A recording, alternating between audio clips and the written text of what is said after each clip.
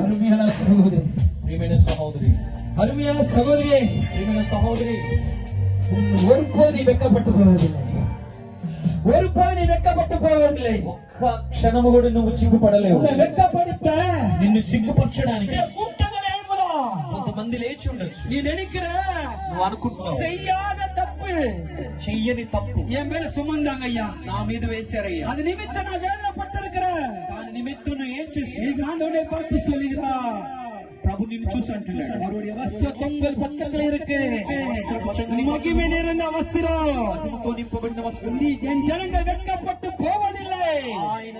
ఆయన చూసిన వారు సిగ్గుపడరు. నీ కరడాయి తట్టిగిన వేళయిదే నువ్వు చేతులు చప్పట్లు చేస్తూ యేసువిన్ నామమునాలే ఆయన మహిమ విడుదల పెట్టుకొండిరుக்கிறார்.